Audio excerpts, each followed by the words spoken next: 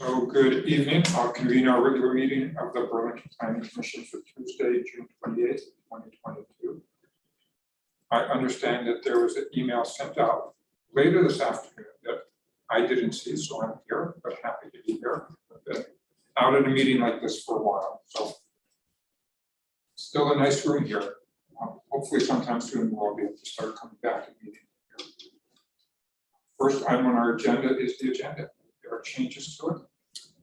Yes, we would like to propose two changes for the commission's consideration.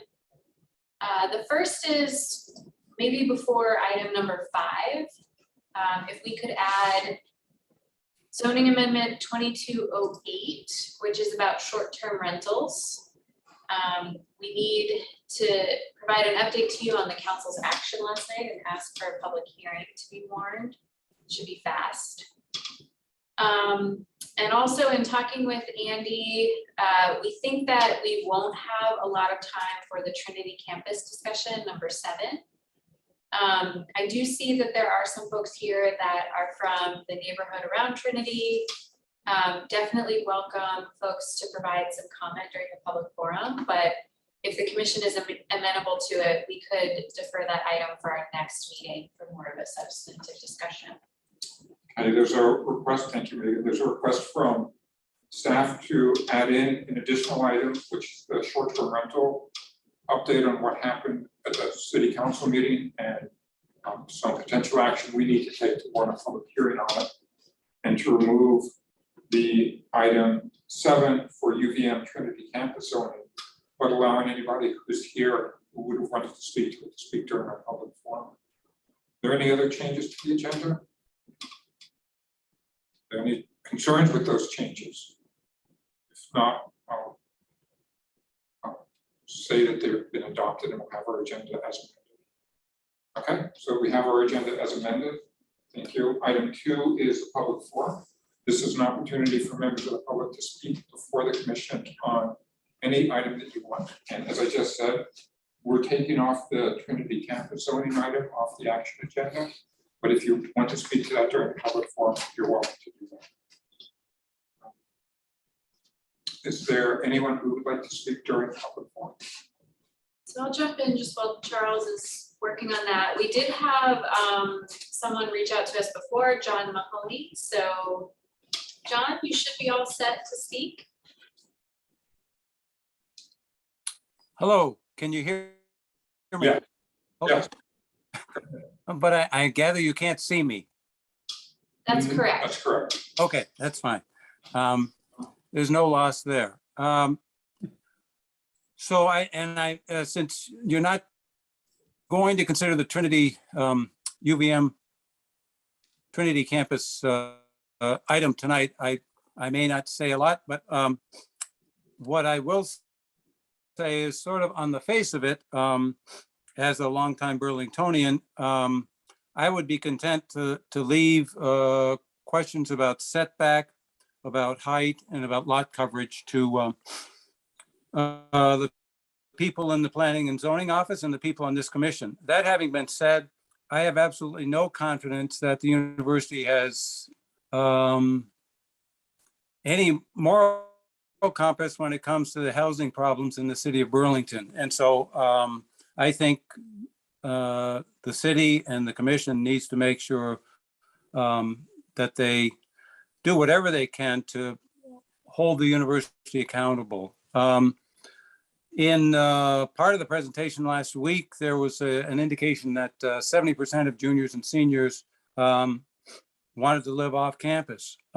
And my sense is that you just, the perspective is you just kind of throw your hands up in the air and say, gosh, gee whiz, there's nothing we can do about that. Because look, the pie chart says 70% want to live off campus. You may have heard of Middlebury College. You may have heard of St. Michael's College. Both of those schools require their students to live in campus housing for 4 years. I think they both probably make exceptions, but that's the general rule. So to say, for UVM to say, oh, there's nothing we can do about this, except build places where we can have hammocks, or maybe we can have a food store, I'm not buying it. So anyways, it would be my perspective that, that the city not allow the university to go forward with any building. Last fall, the university admitted its largest class ever. And my sense of the attitude of the university was, this is to be celebrated. That was the press release, biggest class ever. No plan for how they were going to educate those students, no plan for how they were going to house them, but let's all cheer this. And this spring, they've announced that they've had the greatest number of applications ever, 30,000. With they're going to admit 60% of those students. And from that, they have to figure out what their yield is. So they will offer admission to 18,000 students. And I don't know what their yield is. I don't know if it's 3 or 4 or 5,000. Anyways, it's not working for me. And it's very detrimental to the city of Burlington. And I hope that you will hold the university accountable. And I'm a graduate of the University of Vermont. I grew up in Burlington, but what's going on right now is just, in my opinion, untenable. But I thank you all for your work and for your time. Thanks. Thank you. Before we go to the next, I just got a text from He's saying he's trying to dial into the meeting, but can't get in. Okay. Why don't we go to the next speaker and we'll see if we can get him. All right, so our next speaker will be Barbara Hedrick. Hi, everybody. You Hi, can hear me? Barbara, welcome. Thank you. So I'm actually really glad that you're postponing the Trinity topic till next week, because I sent you a couple emails yesterday, and this gives you a whole week to read them. And I really hope you do, because I put a lot of time and effort and data and analysis into those. And it's far too hard to convey all those pieces of information in a short 3-minute public comment period. First, I want to thank John Mahoney for the comments he just said. I 100% agree with him. I'd like to touch on some other points. In February 2022, at the Ward 1-8 MPA, Lisa Kingsbury was asked to provide information about UVM's master plan, the 2022-2032 version. And Lisa replied, well, what we do in our master plan really depends on what comes out of the zoning amendment for the Trinity campus. And when she said that, I was befuddled. I was like, why would development on a different part of campus be related to what we're allowing on the Trinity overlay campus? I mean, that's why we have 5 different overlays, so that development on one overlay can be tailored to that environment and not necessarily apply across the entire institutional campus. But light went on during the meeting on June 23rd that was co-hosted by UVM and the Planning Commission, because on the very last slide, where Megan says, okay, in conclusion, there was a bomb dropped. And that bomb was, not only are you considering these zoning amendments for the Trinity campus, but you're going to also make some changes that will apply to the institutional campus as a whole. And that is very concerning for a number of reasons. Because first off, every agenda item has been tailored zoning amendment for Trinity. So people in Ward 6 next to the Redstone campus, most of them are not paying attention to this agenda item. They have no idea that the Planning Commission might be making changes that might affect the Redstone campus and their neighborhood. 2, if you're talking about 80-foot high buildings on the Trinity campus, which was like a 7-foot story building, it really wouldn't be fair to surprise neighborhoods with something approved for Trinity, but oh, by the way, it's going to apply elsewhere. Same thing for public grocery stores and coffee shops. You know, RL zone doesn't allow commercial uses. Why would you allow developers to have a loophole to put a grocery store facing South Prospect Street because it's on the Redstone campus, even though a grocery store would never be allowed on South Prospect? So all types of red flags went off on June 23rd about what is actually going on, and we really need some clarity about this. And then I'm just going to pivot here to the numbers. Is we really need to have the Planning Commission please to pause work on this until UVM provides a copy of their draft master plan. They should be more engaging so we can see how the zoning amendments might affect those other development plans and exactly what's going to be the impact on those neighborhoods. We also need to see if UVM is thinking about adding a lot of beds or just being incremental. Like this, adding 500 beds to Trinity campus is so small, it's so incremental. It's not right. UVM needs to add 2,800 beds there or along an area that's not going to affect residential neighborhoods, maybe facing Colchester Avenue. And we need a cap. We need to set a cap that, UVM shouldn't have more than 4,000 students off campus, because this way, even if their enrollment keeps growing, we know that their increased enrollment is not going to continue to drive our housing shortage. All right, so please take leadership here. Don't pass all the leverage and leadership to the mayor. Nothing's been accomplished to reduce the housing shortage over the past 13 years. So this is the time to really be courageous and do something to grab that leverage. Thank you so much. Thank you. All right, our next speaker will be Colin Hilliard.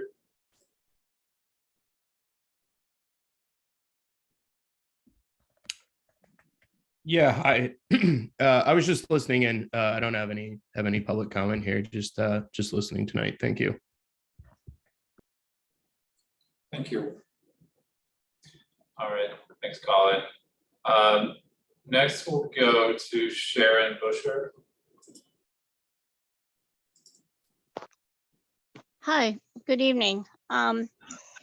First off, I want to thank the planning department for coordinating that joint meeting with UVM on the 23rd regarding the Trinity campus. I think that was a step in the right direction. I know you're doing others in the South End, but I do believe that it allows greater participation and involvement from surrounding communities where change is about to occur. So I want to thank you for that, Megan, and the people from your staff that came also.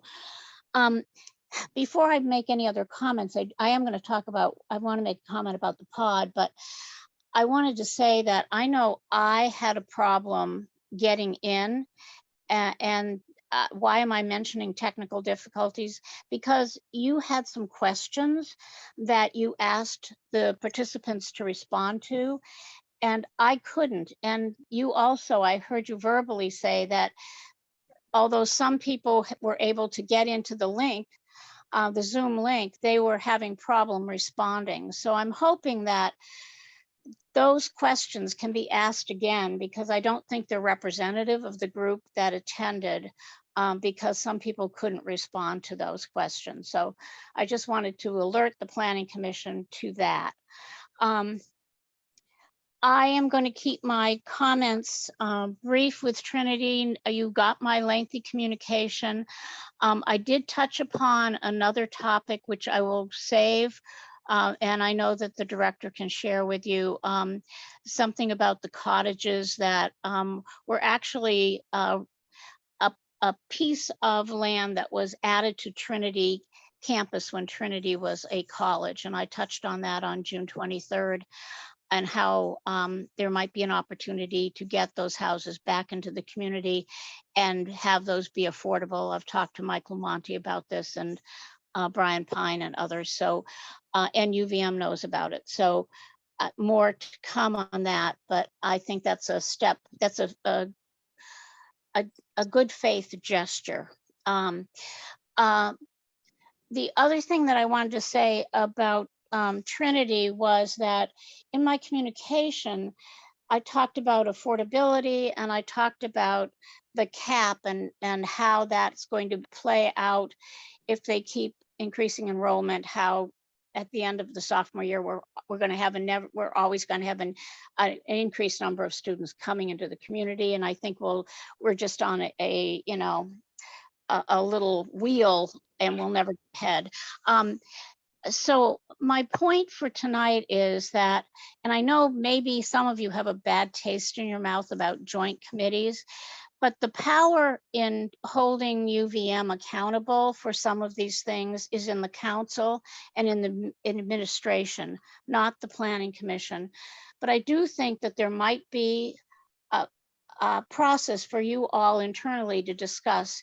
Would it be advantageous to have some joint meeting where those topics that are relevant with the zoning and what happens on all of the campuses about housing, would there be some value in having that meeting where all of those factors can be addressed by either the council or the planning commission or in combination? I think all the heads that we can get together around these problems are helpful and beneficial. That's my comment about Trinity. I could go on forever, and I apologize. I said more than I planned to. The thing around the pods is, you know, I thought back, and I don't remember what they were called. We had, was it in 2020, a wet shelter came in where, or maybe before, where the Ethan Allen Club was before the Y was built. And it was done quickly, but because we needed to house people and get them out of the cold. And the reason I'm drawing your attention to that is that it was done quickly. It went through the DRB, but it was done quickly. And why am I saying this? Because no matter how long I look at what you have in place, and I think the ordinance that you have in place between temporary and permanent is good. I think a lot of the modifications are good. I still can't get beyond, in good faith, this administrative review for something as significant as creating a little village and saying that it can be viewed administratively.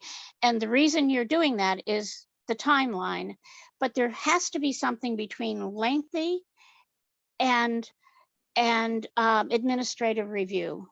There's got to be something that can be done where something can be fast tracked. And I'm really looking to the planners to come up with that solution.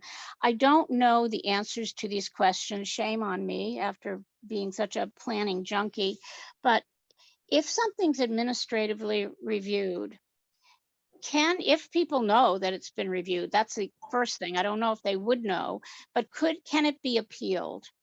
And if so, what's the timeline for that appeal? Those are my comments, and I'm going to stay and listen to all of you grapple with all the things you have. Alex, congratulations on getting reappointed. I don't know if anyone else did, but I heard your name last night, so congratulations. I'm glad you're there. Thank you. Thank you. All right, next we'll go to Sandy Thibault. Yes. Hi there, good evening.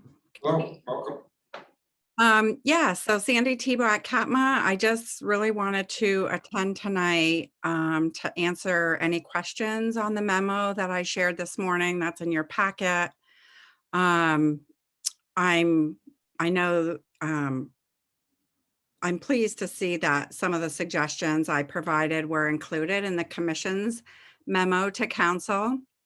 And I just really wanted to thank you for listening and for giving us the opportunity to provide input on this amendment. As I mentioned, you know, we're continuing to improve the JIP, the 5-year and annual updates to include input and comments from city staff, commissioners, and DRB and the public. So I think we're doing a good job at continuing to improve the document. There was one suggestion in my memo that I didn't see included in the commission memo to council. In regards to projects that impact 10 or less parking spaces, that they could receive approval and a CO and be exempt from an amendment.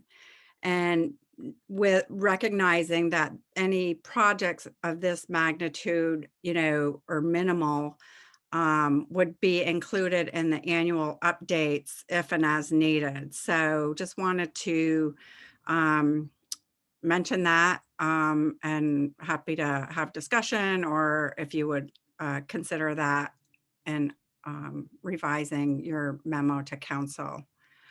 As I mentioned in my memo, and as you know, the JIP is a collective document of the three institutions, Champlain, UVM, and the medical centers. So any project impacting a minimal amount of parking going through an amendment process could impact other institutions. So just wanted to ask if you would reconsider that suggestion.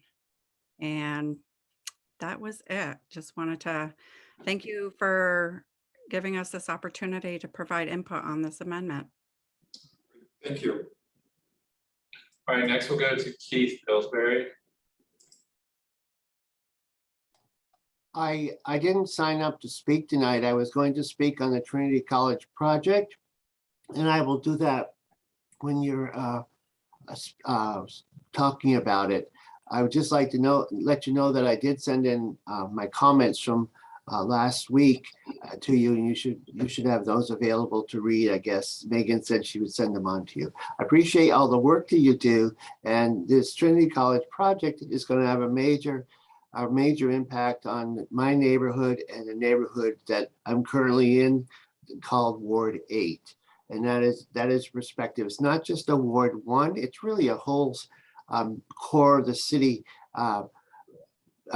project that's going to impact this area of the city. So I'll talk about those later. Thank you for letting me talk. Thank you, Keith. Thanks, Keith. All right, next we'll go to Lisa Kingsbury. Hi, can you hear me? Yes. Yes, thank you. Hi, I'm Lisa Kingsbury. I'm the Associate Director of Planning at UVM.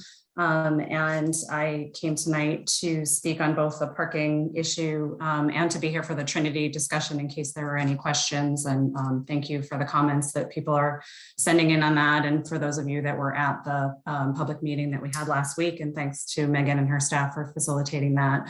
I'll hold off on any Trinity things until you speak about it again.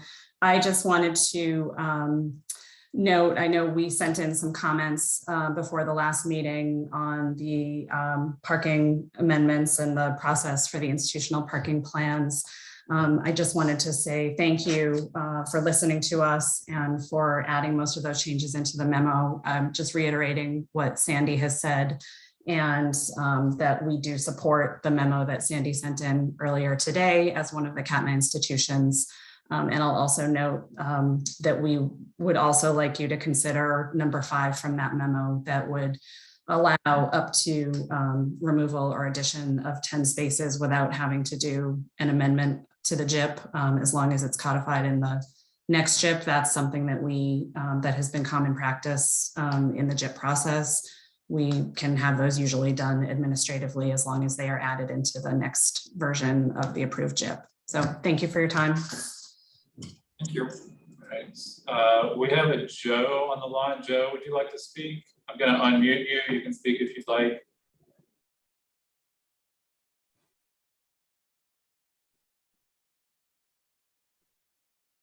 Joe?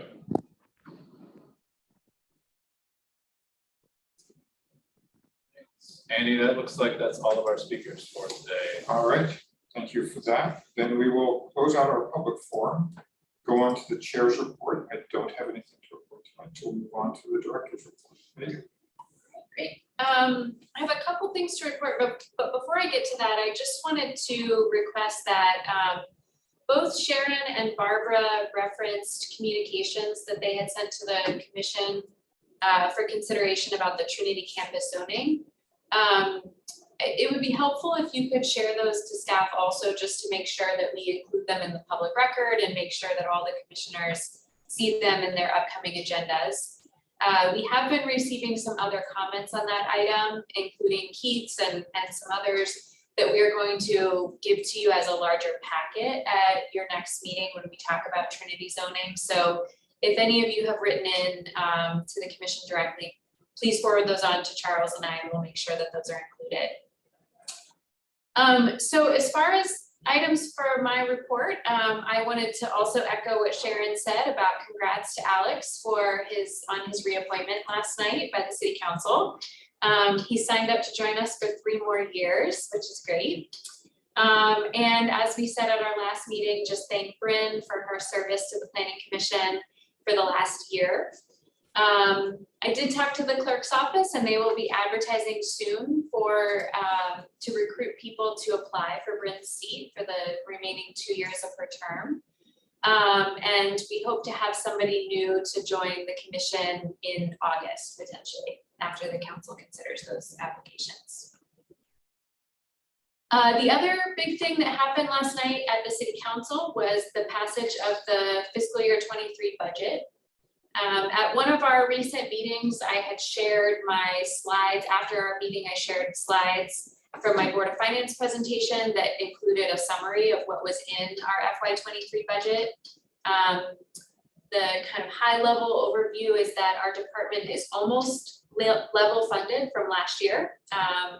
The reductions that we were asked to provide were pretty minimal for our department, and we do maintain all of the staffing that we have built out over this past year. We were also successful, since I shared that update with you last time. We had heard formally that we did receive some funding from the Regional Planning Commission for some of the work that was in our budget, which is really helpful. That's new revenue that we were not necessarily anticipating when we started the budget process. The approval of the budget also includes the carryover of some funding from our budget this year for us to do some of the work that was on our work plan.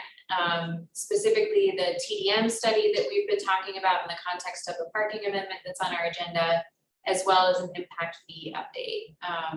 So we will be carrying over the money and those projects to continue into FY23. We'll talk here in a minute about the other big thing that the council approved last night from our perspective, which is the short-term rental ordinance. So that is why you have a piece of that to kind of take some action on tonight at your agenda. Two then quick reminders. Tomorrow night, we are going to be having the first of 2 public meetings about the potential changes to the South End Innovation District zoning. Tomorrow night is at 6:30 at Generator, and that'll be a fully in-person meeting.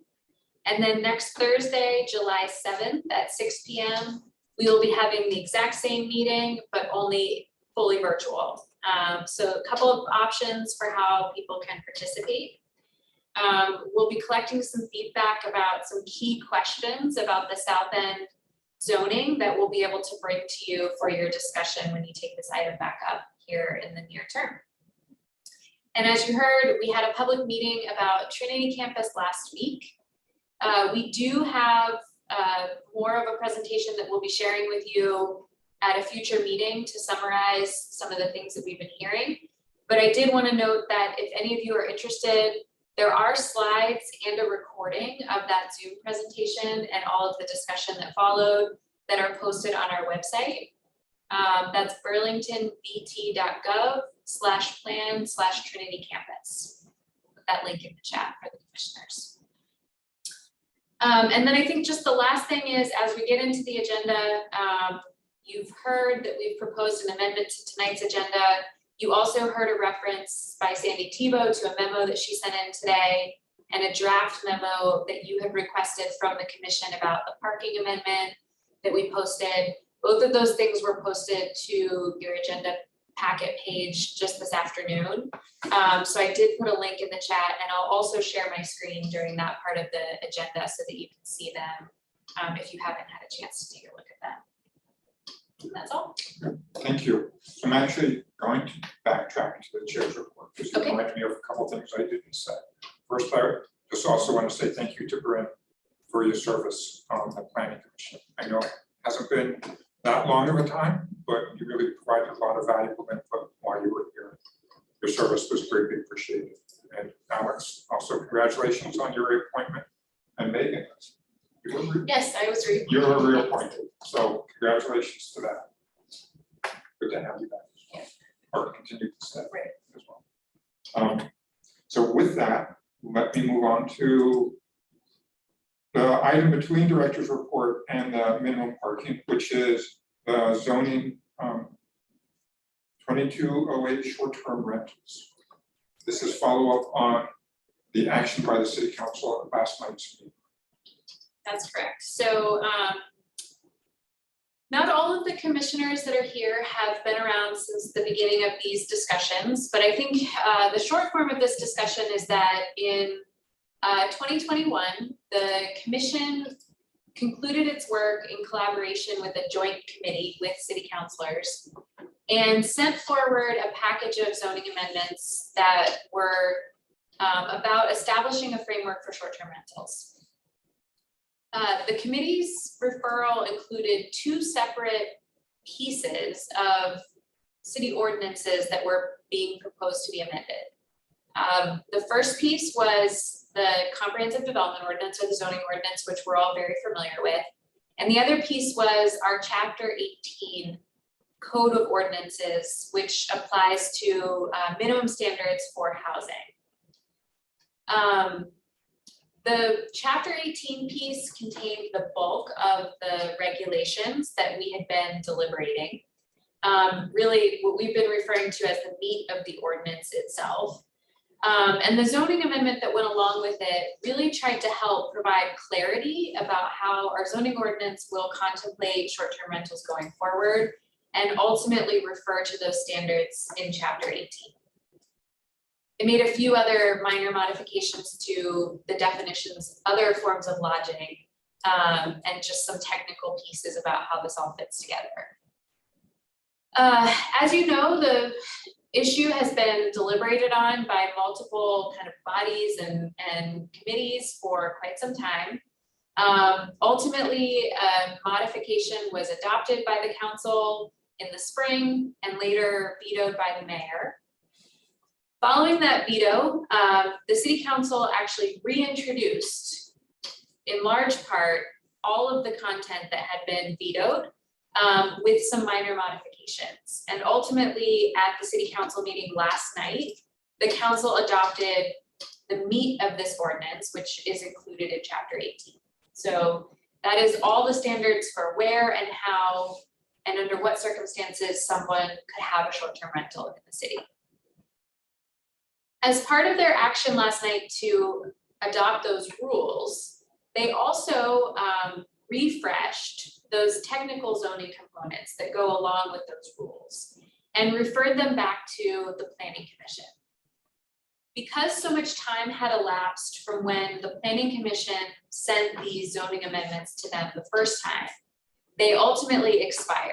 There's a time limit on when you send items to the council for when they have to take action, and that is 1 year. So that expired, and as part of bringing this issue back before the council, they also brought back an identical version of those zoning amendments that go along with it. So they have referred this piece to you, the zoning ordinance piece that is identical to what you sent to them a year plus ago, and are requesting that you warn it for a public hearing and refer it back to them under the same sort of expedited process that we've been talking about for the parking amendment. So this is the reason why we brought it for you for tonight, for your consideration. It's just for you to be able to take action to warn a public hearing on this zoning amendment piece at an upcoming meeting. Let me, if I may just clarify, Sure. on the companion piece, which is the code of city ordinances, we're not dealing with that at all. That's something separate and apart from the planning commission's purview. That's all still just with the planning, with the city council. That's correct. All of the standards that are contained in the minimum housing ordinance in chapter 18 have all been acted on by the council and will go on to be published and enacted. And those are not referred to the commission at this time. Oh. So this, sorry, I apologize. This memo specifically outlines the two things that this zoning ordinance does. It amends the definitions in our zoning ordinance to clarify what a short-term rental is. And it does include those changes to lodging definitions that we had discussed in the past. It makes a couple of changes to our use tables and our part section of the ordinance that deals with parking, just to make sure that those changes to lodging definitions are consistent throughout. And that is kind of the package that you have in front of you for this. Great. So just as a reminder to everybody, to the commissioners who were on the commission when we dealt with this, and to those who may not have been on, and to anybody who's listening, when we prepared and proposed the changes for the short-term rentals, as Megan said, we bifurcated it in a sense. We took apart, instead of having it all in zoning, which is where we began, we put some in zoning, but we recommended to the council that the bulk of it actually go in the separate city code that's really outside the purview of the planning commission. And in the zoning part, we set up the zoning more or less as enabling legislation to allow short-term rentals in the city, because they weren't really allowed before the zoning change. But all the details of how that would be implemented were to go into the separate city code that's outside of zoning. And the reason for doing that is because in all of the discussions that we had as the commission, we really felt that short-term rentals were a fairly dynamic thing, that we didn't want to get locked into any one, type of process for regulating short-term rentals. Their times shift quickly. The goals of short-term rentals in the city may shift quickly. The needs in the city may shift quickly. So we felt as a commission, and I would say the city council agreed on this piece of it, that the best place to house the actual ordinances themselves, the actual regulations for regulating the short-term rentals would be in the city code that's, again, outside the purview of the planning commission, but could be much more dynamic, much easier to change. And you don't have things that are grandfathered the same way that you do under zoning codes. And so that's why I would imagine that just the smaller piece of the short-term rental proposal is in front of us and not the whole, not the rest of the city ordinance. Because again, the city ordinance is not something that's within our purview, even though we did make a recommendation last time. That was just to help them get started with it. Did I say anything wrong? And with that, let's open it up, Alex. So Andy, thank you for that review.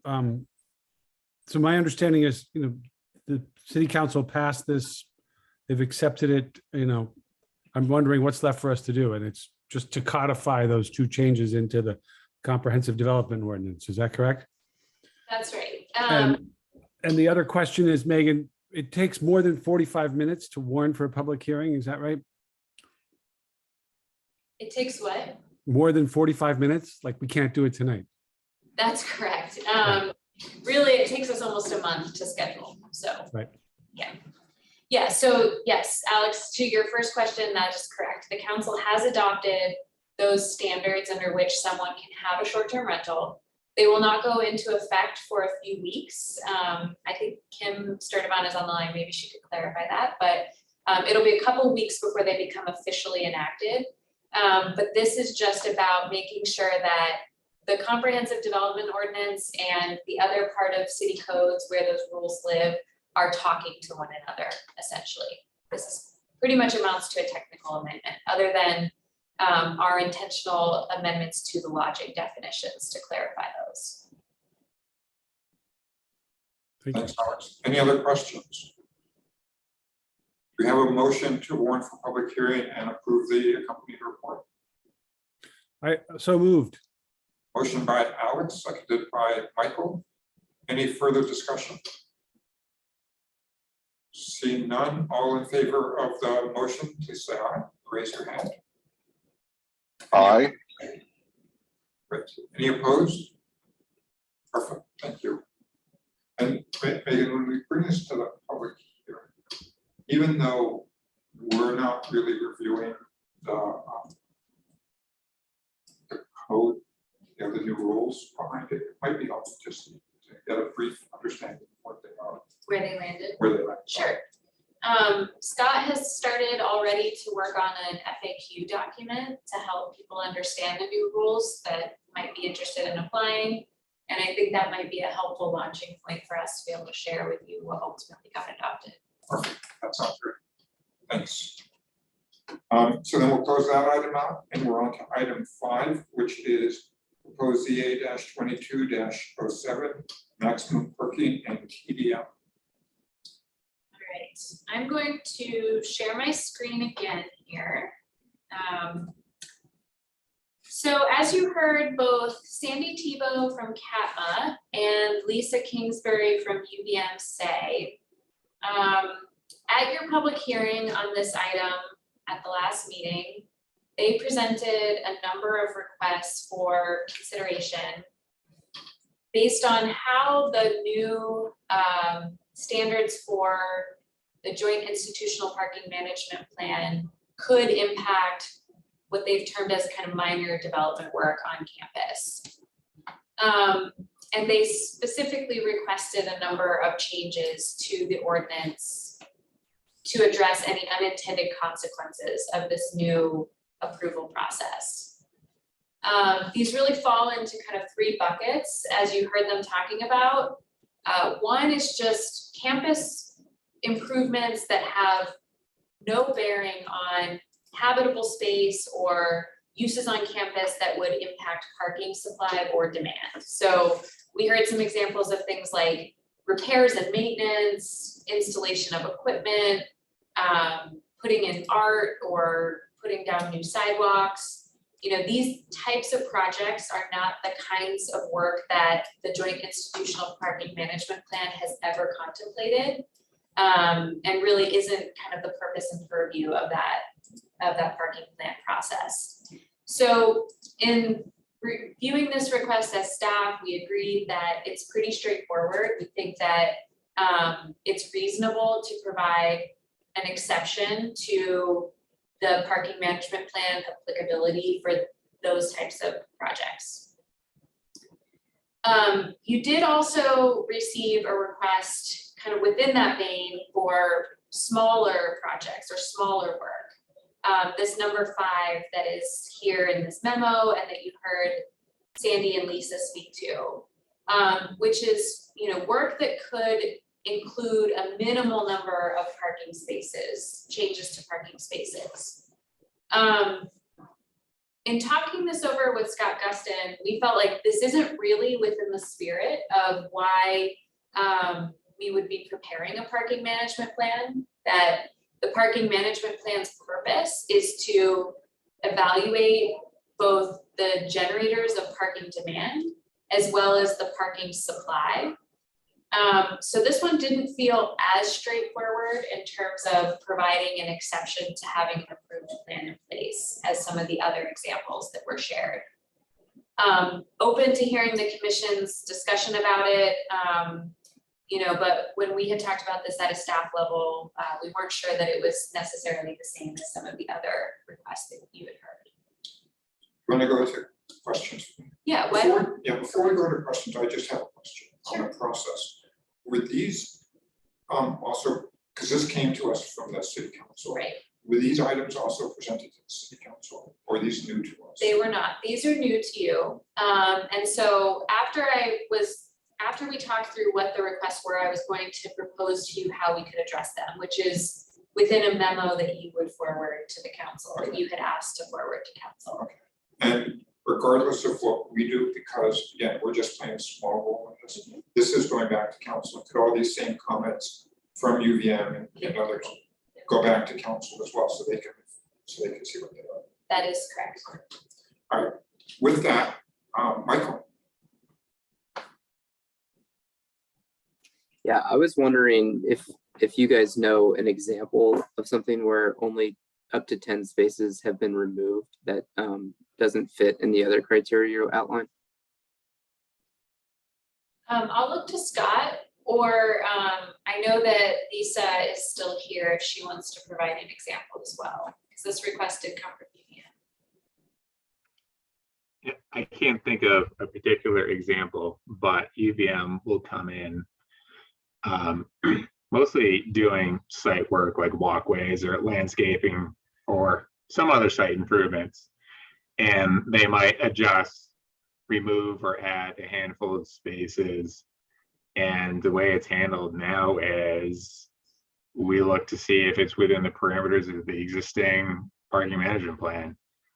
And I think in all cases, or almost all cases, it is. It's either a net wash or it's either a net wash or it's such a small change it fits within the parameters of the existing plan anyhow. And in practicality, I don't see much changing moving ahead, except that we're trying to be a little bit clearer about not approving permits that actually affect parking demand or supply. Thank you. Yeah, I just looking at Megan's memo quickly, it seemed that those types of things were addressed. And so I just wanted to make sure that there wasn't anything that we were missing, but it seems as if we've sort of checked that box on the proposed amendments Megan's outlined in her memo. Excuse me, did you want me to comment on this? Sure, if you'd like to. Thanks. Yeah, I just thinking of one example. A couple of years ago, there was a small landscape project that we did near the new STEM complex, where I think we added in 3 spaces next to the building. It's those types of projects where we're doing something anyway. We're just adding a minimal amount. The numbers fit within the existing JIP. It's not putting us over, having our demand be higher than our supply. So those are the types of projects that we would like to be able to do without having to do a full amendment to the JIP. Lisa, would those kinds of spaces, like right next to a building, be reserved for people with a disabled permit? I can't recall exactly if those ones are. Those ones are either ADA spaces or they may also be service spaces. That sounds like the only kind of parking that would be right next to a building in the middle of campus. Right. In that particular example, you're right. Yeah, I mean, I think the other thing that I've heard both Lisa and Scott say is that in the case where these minor changes to parking facilities have been made, that they fit within what was outlined in the plan. And I think that that's an important point, that this is not precluding those types of things from happening if they're contemplated within the plan. If the plan anticipates that UVM is going to add, X number of additional parking spaces over the 5-year duration, and this is within that, I think I agree with Scott that I don't know that it would necessarily change the process that has been utilized in the past.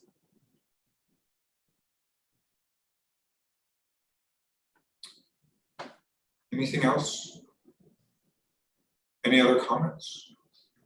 So there were 2 other kind of areas of change that were requested by the institutions as part of this. The next one was about clarifying how an amendment to a parking management plan would happen. And so we did provide some suggestions for you on language for that.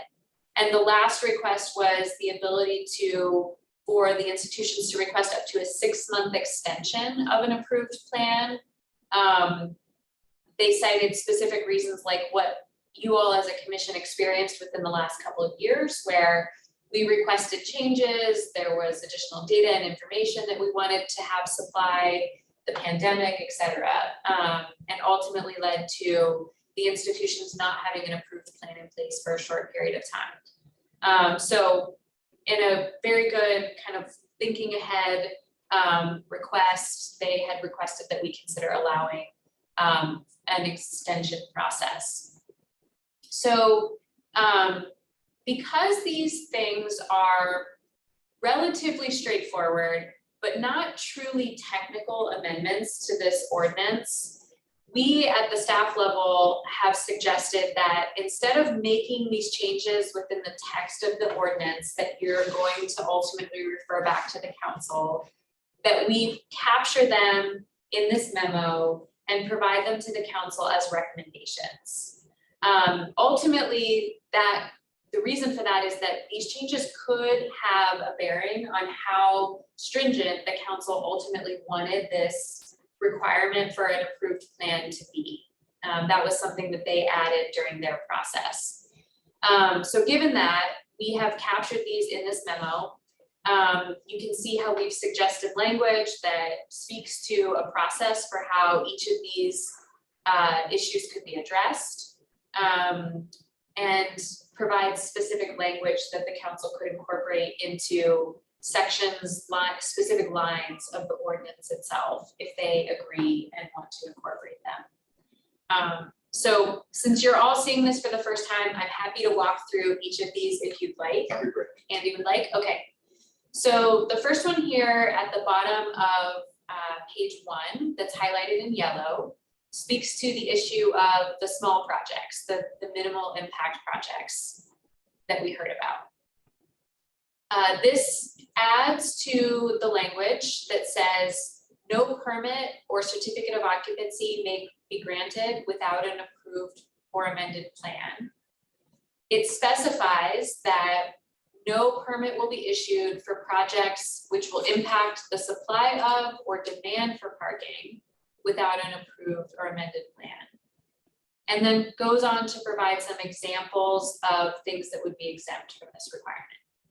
Projects such as routine maintenance, repair, etc., examples like what I had listed earlier, are exempt from this requirement so long as they do not result in a change of use, habitable area, or parking facilities upon which the plant's supply and demand calculations are based. So that's that kind of first bucket of requested changes that they had provided to you. The second one deals with what to do and if a project is not, if an amendment needs to be offered. There is a bunch of language in the draft ordinance that talks about how a plan is submitted and ultimately what the DRB does with it to approve it and how we apply it then to individual applications. So this is just a small section of that language, but ultimately provides that an amendment to the plan, if needed, could be provided at the same time as an application is submitted for a development project. So if they wanted to build a new building that changes their habitable area, they could submit all of the required elements that are outlined in Article 3 of the ordinance, as well as this amendment to their plan. This specifies that could look like an addendum that just addresses the relevant sections of the plan and how they're impacted. And then also specifies that the approval of that amendment varies based on the application process itself. If the application is for something that can be approved administratively, then that amendment can be approved administratively. If the application is for something that has to go to the DRB, then the amendment has to be considered by the DRB. And it maintains the language that was already there that says, any developments need to be reflected in their annual reporting and ultimately in any future plan updates and readoptions. And then the last piece here addresses the request for the extension process. Because the DRB is ultimately the body that approved the up to 5-year applicability of the plan in the first place, this allows the DRB to grant up to one extension for up to 6 months, I should say, as long as the request comes before the plan actually expires. So that's what the last piece here says. Any questions or comments? Michael? I guess it's more of a clarification, Andy. Question or comments on what Megan has just said or more generally? I think there are other parts of this memo that I want to speak to. But if there are any questions about these three pieces, happy to answer them. Okay. All right, great. So then the beginning of this memo starts with, I think the request that came from Michael at the last meeting, which is an interest in reiterating to the council some of the concerns about particularly the TDM pieces of this ordinance that are proposed to change. So we didn't get into a lot of discussion about this at the last meeting, so I wasn't sure how much of those concerns or comments you all had an interest in reiterating. So this just starts by making the high level point that you all provided substance to in your last memo, which is that you have continuing concerns about the TDM changes and want to reiterate your recommendation that the TDM study inform the process to move forward with those requirements. But this is your memo, and I'm happy to add any other kind of specific points that you would like to include in it. For me, I think that was the bulk of what we were looking for on that aspect of it. Where are others on this?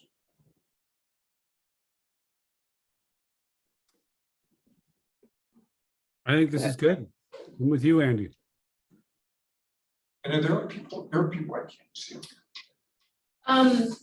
So You might not be able to see Scott here. I can stop sharing my screen. There you go. Yves is here, but he doesn't have his video on, which is why you can't see him. So does anyone else, I think we need you to put the share screen on again. As we continue to go through it, but anyone else have questions or comments on that first piece? I think we're good on that, on your beginning. Okay. Yeah, so the beginning really is just about reiterating that point about TDM, about your concerns about TDM, and then it jumps into this discussion of receiving these other requests from UVM and CATMA and proposes solutions to those. Okay. That's it. Good, thank you. So overall, any questions or comments, Michael? Yeah, so rereading the minutes from the last meeting, I realized I didn't really do a great job articulating my concern about what is really the implementation stage of this, and took a pretty deep dive on their research in terms of decoupling parking fees from rent costs. And, you know, all of the research concerns large, mostly TOD, new construction projects. And what I'm really concerned about are very, 1 to 10 units. And not that, I think the confusion in my last discussion was that the rent would increase, but what I'm really concerned about is that in the short implementation period, you would have the aggregate cost of the housing increase, because you've essentially introduced a new right to the landlords, which is to charge for parking in a way. So what I thought might be helpful, and I don't know if this is technical in nature and if it deserves a place in the memo, was just to establish an implementation period. So that, like, if this passes, when this passes, the landlord can't turn around the next day and say, okay, your rent's staying at $2,000, but now you have an additional $250 parking fee. It really should be at the time of renewal or something like that. There just be some sort of implementation period. Otherwise, I think you have the ability for that to be taken advantage of. What do you mean by an implementation period? What do you think? Really, I mean, what you would want it to, you would just want to give some heads up so that you don't require this decoupling day one that it passes. You'd want to provide some sort of time so leases can renew, and there can be kind of a natural process where a tenant could decide, well, I'm going to leave my car at home now if they're a student, or I'm going to, buy a bus pass and sell my car or something like that. Whereas if they have their car on site and now day one, this is passed and you've got to decouple, now all of a sudden they can't do anything with their car and they got to pay $200 extra because, now you can't if you're a landlord. And I'm not saying people are going to abuse this, but it provides the potential to do that. Got it. Okay. Do you So, understand that? yeah, I do. I think that I have a thought about how we could address your or suggest that your point is addressed, and then also just a clarification to make sure that, that we're talking about kind of apples and oranges here. So I think what I'm hearing you say is like, maybe we could add some language that says that, the parking has to be decoupled, and we could say at the period of an initial lease offering or something like that, so that it's clear that it doesn't happen in the middle of a lease term. Yeah, Right. something to hang our hats on so that it just can't be abused. Okay. Yeah, I think that's pretty straightforward unless Scott has any major objections to that from an implementation perspective. The other piece on your concern about implementation, though, that kind of goes back to why the commission was concerned about landing all these TDM requirements in zoning in the first place, is just that this will only be applicable to new development and new development applications. So it will not immediately be required of every existing housing development in the city, but only those which are coming in for development, or people who wish to kind of change the configuration of housing units and parking on their site through a new zoning permit. So I just want to make sure that's clear, in case that influences your level of concern about that specific issue. Yeah, I guess that wasn't entirely clear to me. Since we're overlaying, we're overlaying a bunch of existing buildings essentially. Yeah. But it's still, I mean, but still, I guess what would trigger that then? We don't have to spend too much time on this. I think it's a really easy fix, but I'm just trying to think through it a little bit and just make sure there isn't an opportunity for abuse.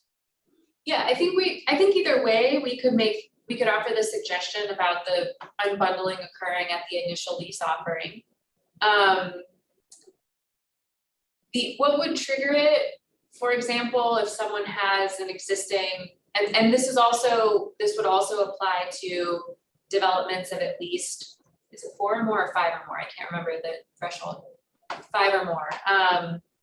Somebody that has an existing 5-unit or 4-unit development, they want to come in and make changes to their property to add an additional unit and reconfigure the parking. Now this would be applicable, and they would be required to start unbundling at that point. But it could be like windows, right? If you're in a historic area, that's a zoning approval. It would have to be something that went to the level of major renovation in order to have new parking standards. Is that right, Scott? Yeah, we established a threshold there of what is substantial renovation, 50% of the value. So it has to be significant. Windows are expensive, but I don't think they would tip that. What's up, not? Depends on the windows, maybe. Okay.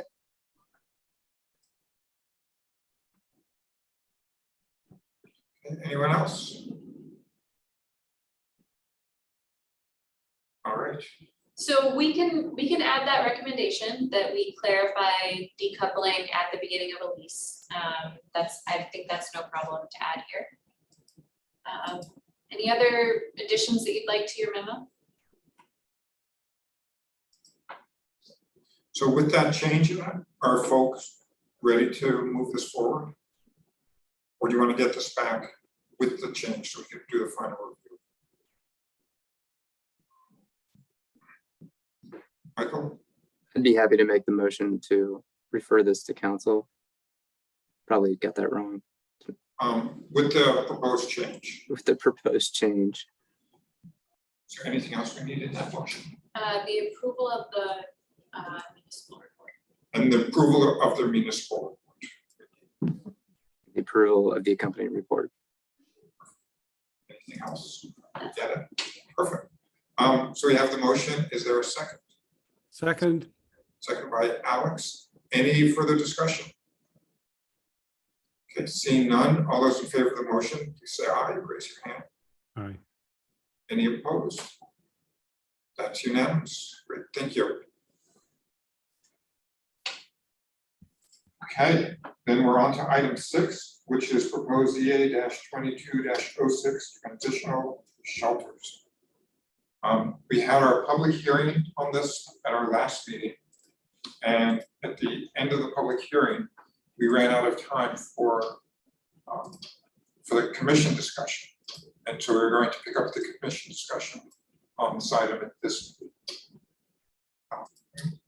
Megan, before we get started, was there anything from your side of it that you wanted to highlight?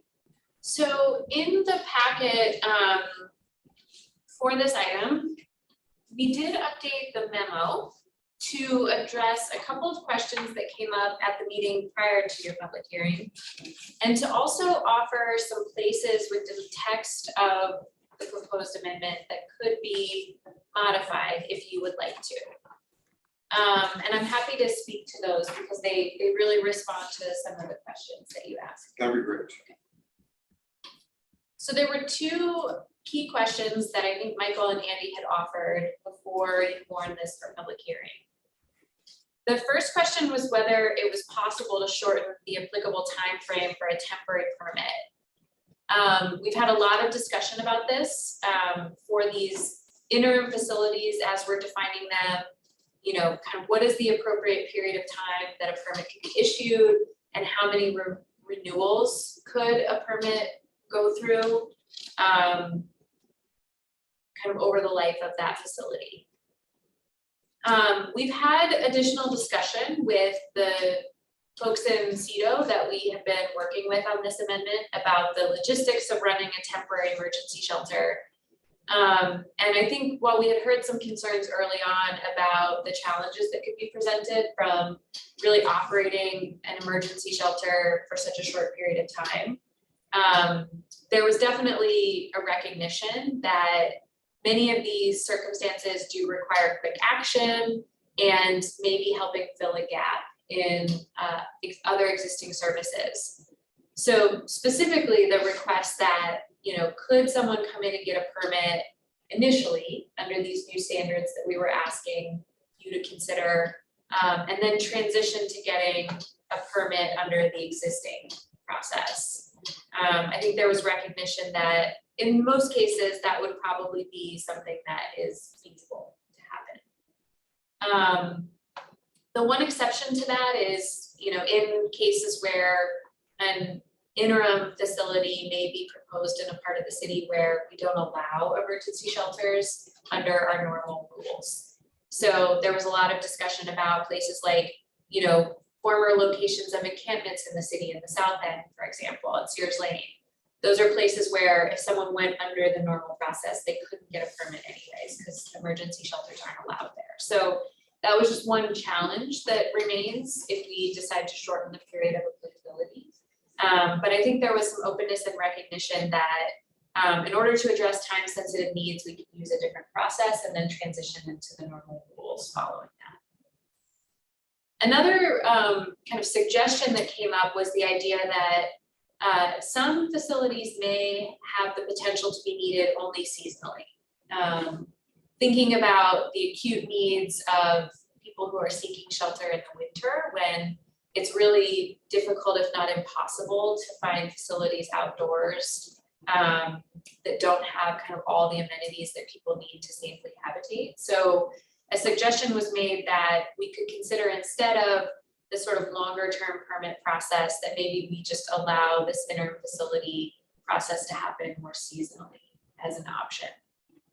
So we've highlighted a couple places within the ordinance text where that sort of outside length of time that an interim facility permit could be applicable could be changed if you would like to change that tonight. The other question that came up was about the idea of sunsetting the standards that we've been talking about entirely, or set some kind of date certain for review of them in the future so that we can try this out and make sure that it's working appropriately.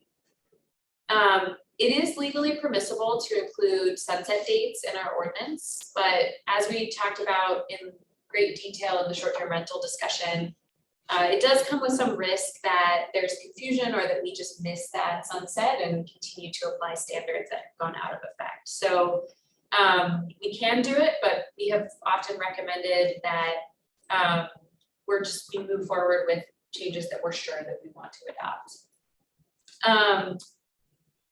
Similar steps have been taken in other communities, though, of establishing processes outside of zoning to come back and revisit the standards, review the kind of implementation of these sort of interim facilities in a more holistic way.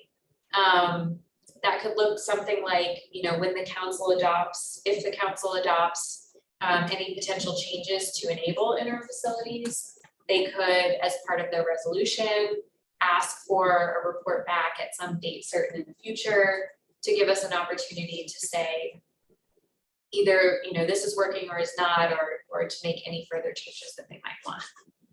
So that's certainly something that we could recommend to the city council if you are interested in moving this on to them. We do know that in some other communities' experiences, they have also made further changes to their ordinances as a result of that review. Some to be more permissive and some to be less. So definitely kind of the spirit of lessons learned in other places. So those were the two questions that the commission had offered. One other piece of this outline that had been open-ended throughout this process was this idea of a management plan. And we've come back to this a couple times in terms of specifying the types of information that needs to be included in an operations plan. But there had been this sort of remaining question about who's involved in the approval of that plan. So you'll see that on, I guess it's on page 34 of your agenda packet, towards the bottom of that chart, there's a section of text that's highlighted, which talks about that plan and proposes that instead of simply putting forth an operations plan to some agency, which could be the city or someone else, that any encampment operator actually establish an advisory committee that includes some community representation that would be consulted on the creation of that plan, which could also speak to some of the things that we've heard about, you know, making sure public input is considered in the process of actually developing a plan for the operations of some facilities. So that's suggested there as a potential change that you could engage in if you would like as well. And I think we picked up one other typo otherwise, and I think that's it. So that's all we have provided for you in your packet, and happy to answer questions and discuss. Thank you. Questions, comments? Andy, Eves, yes, go ahead. Megan, I think I just heard you mention something about the city potentially being the manager of the homeless pods. Was that something that was intentional? No, I was referring to the city being the approver of an operations plan, because that we had heard some concerns about, you know, if the city was proposing a pod site and the city was approving the permit and the operations plan, that was a little one-sided. So I was just referring to not having the city be the agency that approves the operations plan. Fair enough. Anyone else? Michael? Yeah. So I guess I just wanted to share my comments with the commission, or observations with the commission from our meeting last time, which I think is influenced also by recent events. So I think what we heard just from the public perspective was generally opposition, and that could be for a number of reasons. And then the support we heard was specific to Elmwood Avenue. If I'm just generally sort of summarize what occurred, you know, since then, I think one of the big questions for me has been, you know, we're pursuing this when there is a process in place for the Elmwood Ave or other pod type communities to move forward. And that process has proven itself out from my understanding. So, you know, there is a methodology by which to achieve the objective that's, I think, sought in this proposal. So And then, you know, as I said, sort of from the beginning, I don't love the idea that we're sort of, I don't like the idea that we're institutionalizing a temporary solution to what really deserves permanent resources. And so I think those things are all meaningful to me, you know, that there was strong indication of the need for public input, and the public input we received on this particular proposal was largely negative, but I don't want to entirely put weight on that because there could be reasons we didn't hear from other folks. And then also, you know, just there's a way to move forward from the city's perspective if they do want to do something like this, which is now established. So I think sort of drawing those things all in, where I come out on this is if we do move forward, it really needs to be very narrow. I liked the idea of the seasonality and the 6 months, because that is, you know, that saves lives. And I think we could also further tie that back to some of Megan, your initial thoughts about disaster declarations or something of the like, to say that it could be seasonal, it could be following an emergency declaration by the governor, which would sort of get the COVID, hopefully no future pandemics, and it could be tied to the declaration, a FEMA declaration, emergency declaration, which to me, that FEMA connection in the disaster is critical because, you know, I think that really should be a triggering event. So those are, you know, curious what other folks' thoughts are, but those are sort of my observations. Anyone else? Thank you, Michael. I think that sounds fantastic, Michael. Well done. Anyone else? I have some, just to share some of my thoughts on it. I've been thinking about this one a lot. And, you know, we do have a real homeless housing crisis going on in our city right now. In much of Vermont, and actually I think much of the country, it's a major housing crisis going on. And I see that differently than a housing emergency. A crisis is something that requires good planning, long-term planning. You know, much like what the city's doing on Elmwood Ave, saying we need more space, we need more housing. Here's a way to build more spaces. And I think the city could be doing more of that kind of planning, the long-term planning, saying, you know, we're projecting that we need so much more space for homeless housing to accommodate that, and homeless transition and all of that. And all of that could be done through, you know, I'll call it the regular process. Perhaps, you know, some tweaks to the regular process if there are places in that don't go smoothly that you need, you know, some extra work on. But that's part of just the regular planning process of coming up with that. Then what we've been trying to focus on is not the housing crisis, because a housing crisis again is something that's been going on for years. I think there's been sometimes good work done, sometimes poor work done on it. But we need to focus on that, on the crisis. What we're talking about here is the emergency. You know, COVID is an example where through COVID, there was all of a sudden, you know, a bunch more people who were homeless. There might be some other, you know, we could have, you know, some other disaster that happens. Michael, as you were saying, you know, it could be a FEMA, you know, declared emergency. You know, it's possible we've had times where the lake has flooded up to a level where some people actually have lost their houses. Most houses aren't right on the lake, so that's pretty rare, but it does happen sometimes.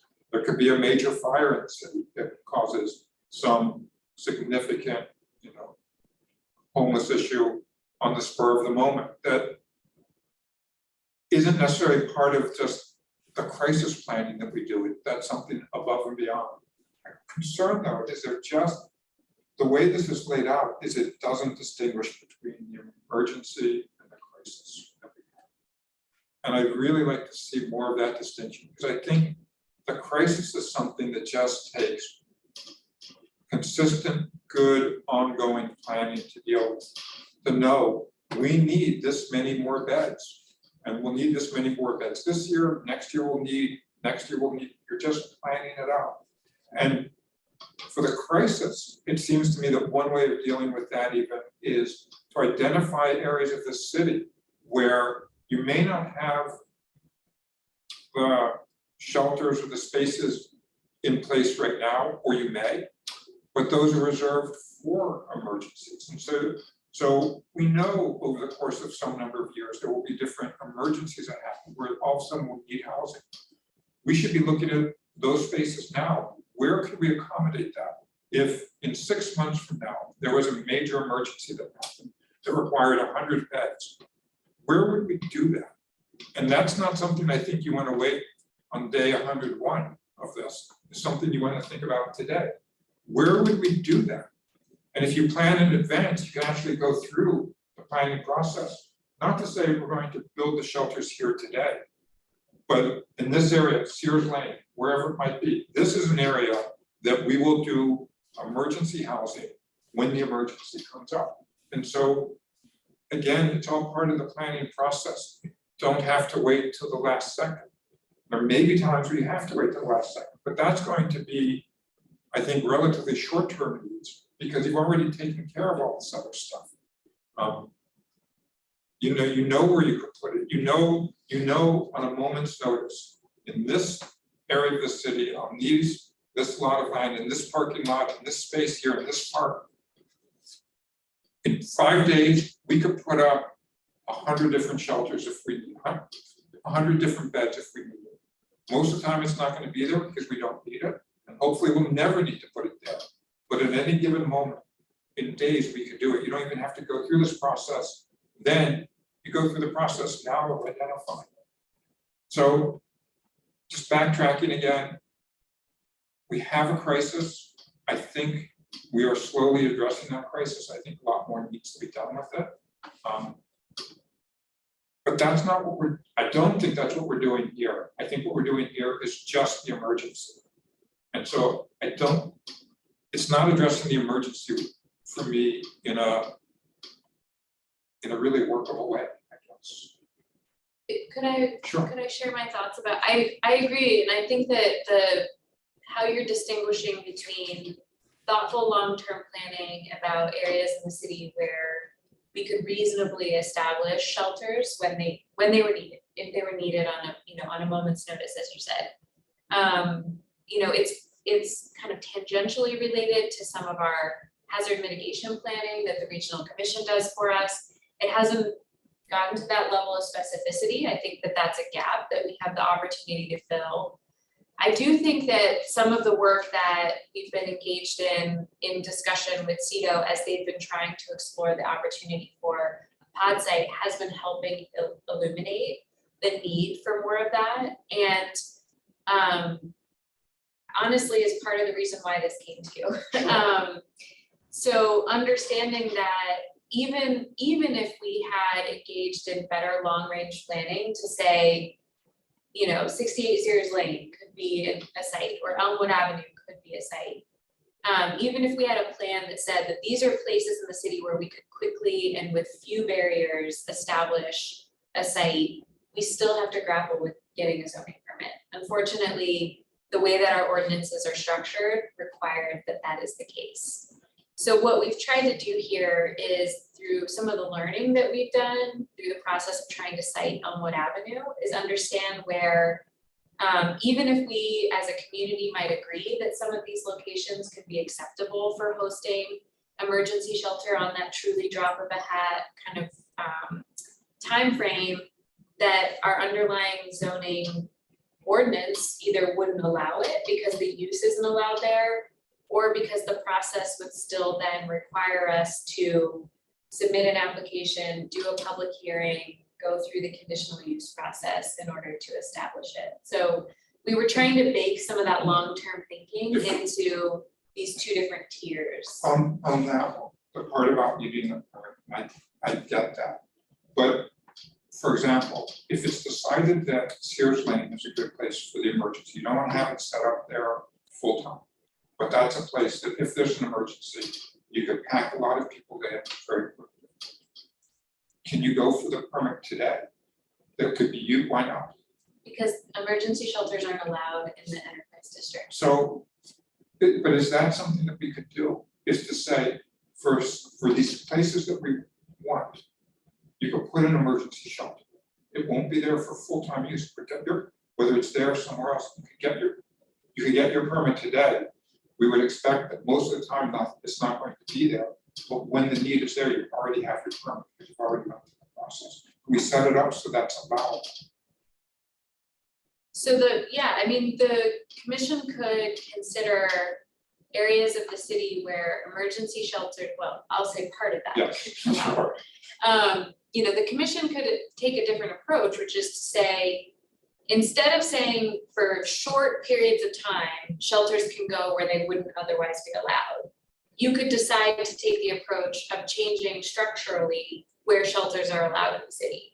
And somewhere like the enterprise district, somewhere like that's the district that's coming to mind initially. You could say, we want to just change this process. I think, I'm trying to remember when we last amended our shelter regulations, and it was a difficult process of getting that right. So structurally changing that too comes with concerns about, what parts of the city we might be opening up. But that's certainly a route you could take of just enabling uses in places where they're not otherwise allowed. In terms of the city kind of coming in and applying, or anyone coming in and applying for a permit proactively and then sitting on it, I don't know if that would work, because we have other sections of our ordinance that say that work that's part of a permit has to begin within so many years of that permit being issued or the permit expires. If I could ask on that one, sorry to interrupt. I was thinking about that one. And that's the way we would normally do it, but for an emergency shelter. If the spot is, if the area goes through the permitting process, can we change the rules for that purpose to say, once an area has been approved, now you could go through the administrative process, because you already know for the rest of it, because you know that spot has been approved. And now you go through the administrative process any particular time you want to. If that emergency comes up, you go through the administrative process for that particular site that's already been approved, and change the rules somehow to accommodate for that. Yeah, I mean, I think I hear what you're saying, which is more about, I'm thinking almost like, I'm looking at Charles, like a floating overlay zone. We are familiar with the concept of overlay zoning districts for our institutions, for example, that say, we have this base zoning district, and then there are other either permissions or restrictions that are applied to certain places in order to help us achieve goals. We could certainly look at kind of a similar concept, which is an overlay zone that establishes an allowance for emergency shelters in places they're otherwise not allowed. But I think one of the problems that I see with that is, while the initial process of vetting sites and creating the overlay zone could involve some public awareness and education, it could be less transparent for the general public going forward about, if they didn't participate in that process initially, they still might not know that that site could tomorrow become a shelter in the future. So I'll open this up in just a second. I get that, but in the administrative process that we have, while there may be some level of transparency, there's no place really for public input to have input on any effect on it.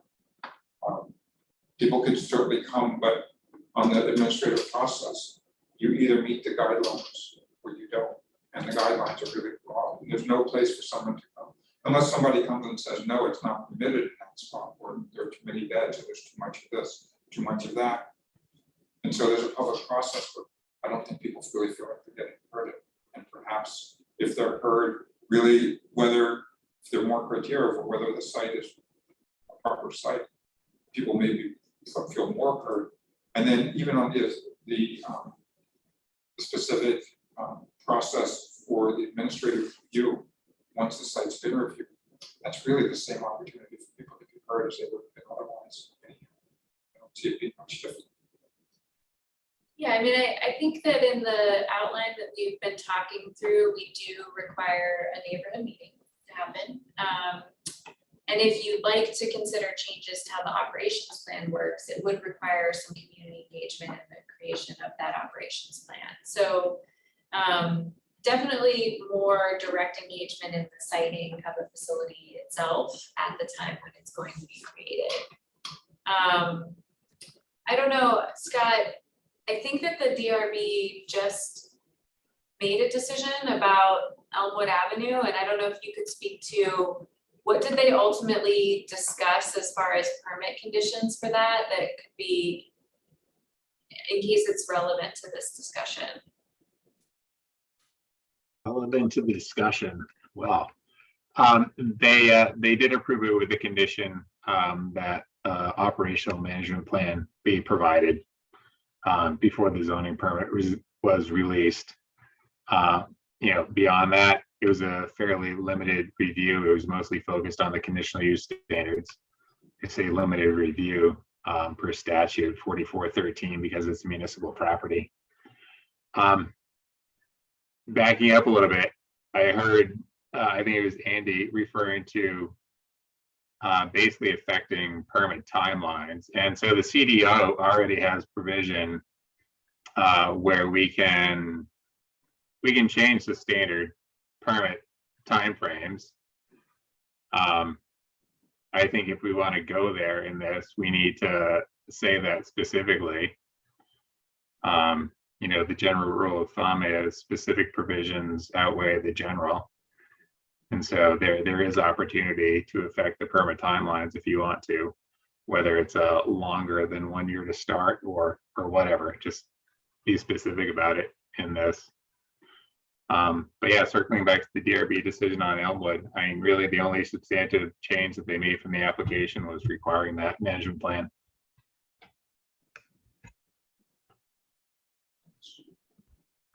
Just open up to others again. Didn't mean to monopolize that for a few minutes.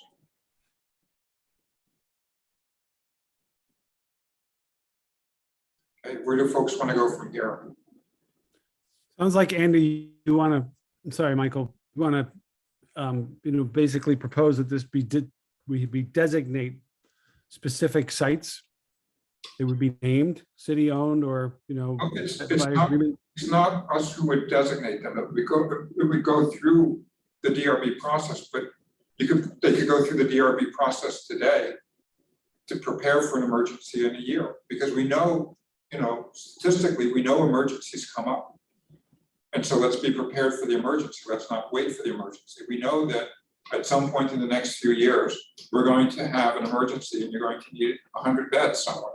So where do we put those 100 beds? Let's plan for that today. And so when the emergency comes up, we're not scrambling for it.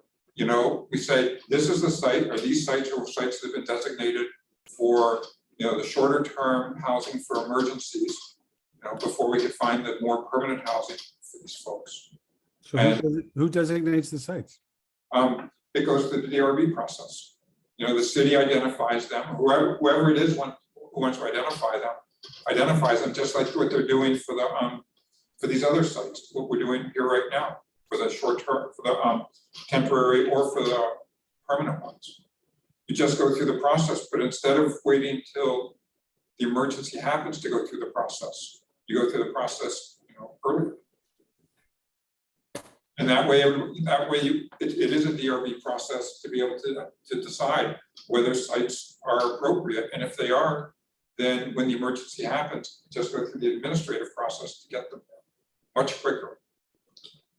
Is my view. The public input.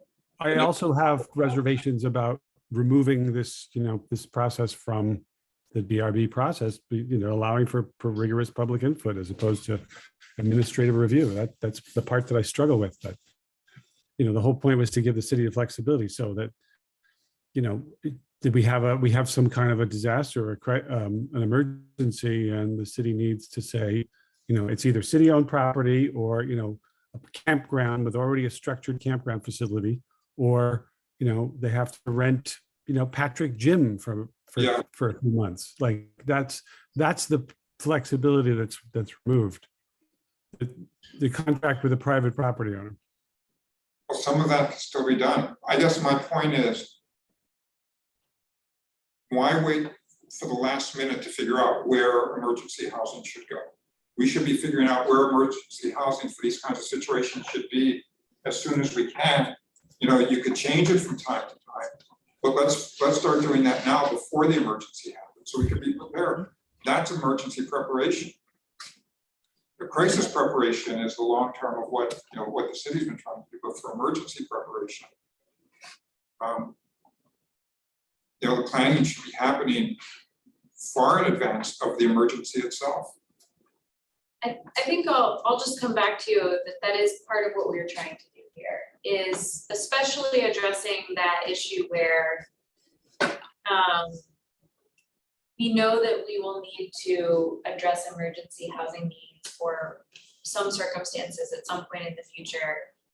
So we're trying through these location standards, which are allowing them in certain zoning districts, allowing them on property that's controlled by the city. And we could even further narrow this to eliminate private property that has an operating. So now we're really narrowing the scope. Like, we know exactly what sites in the city we're talking about. They're city-owned properties. And, you know, trying to get at like limiting them to a certain size, limiting them to a certain duration, requiring some streamlined public notification and input processes that set the stage for being able to rapidly deploy. It's sort of like a lighter touch on what you're suggesting. But I come back to just either way, I think if there are legs to this idea about kind of proactively identifying individual specific sites within the city and trying to pre-permit them, we still have to come back and address the underlying issue that some of them are not going to allow an emergency shelter anyways, and that the zoning will still have to be changed to even allow the DRB to issue those proactive permits. Because a couple of the places, like I just heard Alex say, you know, a campground or Sears Lane, neither of those places would allow the DRB to even grant that proactive permit. Yeah, so in that sense, we might need to change the zoning to allow that for the emergency temporary, as opposed to the permanent. Right, and that's all and that might this be fine. does, right? Yeah. This does propose that some of those locations could become eligible for an interim facility, but does not change where permanent facilities are allowed. But I think the difference is the way the permissible locations that you could get the interim permit on the administrative review is very, very broad without very much criteria. You know, it could be, the way I read it is basically it could go on any city property anywhere in the city and any private property that has an agreement with the city. So it could go anywhere on just an administrative permit. If I'll go to the other extreme. If this were to say, here are 5 locations in the city, and these are the only 5 locations that it could go, then I'm happy to get an administrative review for that because we know exactly where it could go. But if we go somewhere in the middle, you know, so if we do everywhere in the city, then I think the DRB process needs to be the ones to help identify which are the appropriate ones, and do that way in advance, so that way when the emergency comes up, you'll know these are the ones we could use. If you identify the specific ones that you want to put in the zoning code, I think, you know, we in the city council could probably handle that one, because then again, you know where those are. If it's something in between, then you know, maybe there need to be more criteria, but the more it's limited, the more, for me, the more open I am to the administrative review without the DRB. The broader it is, the more I want the DRB to weigh in on whether that specific site is okay. And again, I think the way the DRB could weigh it, I think we could change other rules to allow the DRB to weigh in early before the emergency has happened. So that way, when the emergency has happened, you already know these are the spots that are designated. Okay. You could go through and say, the city could go and say, we want to identify 10 different sites in the city that, depending on the emergency, we may want to use those 10 different sites. Go to the DRB, get approval or not approval for those sites, so you know. And then in the emergency that comes up in a year, 2 years, 10 years from now, you have your sites all laid out and you know that those are ones you could do and you could pump it up like on a moment's notice. Because presumably the city will also have some level of shelters one way or another that could bring in within a day or two, if not sooner. Know exactly where they go. It's just emergency planning. Michael? Yeah, I find this pretty compelling. There's one part that you've talked about in which, you know, you would run it through a process to establish the zones, which would essentially say, okay, you know, we have our public input, and now you have the administrative approval now that we've sort of established the box. And I think that would assuage a lot of the concerns we heard. But I also don't think that the work that has been done this far is lost, because I think a lot of it would be incorporated into whoever we came out on the other end of that process. And the other thing I like about this is, you know, there's this concept in affordable housing of disparate impact, where, you know, you have a concentration of a particular type of housing all in one place, and it would allow us an opportunity to think about spatial equity in a little bit different lens than we have just given the condensed process. So I find a lot that's compelling here, that's worth thinking about. Yeah, at least from my perspective. Anyone else?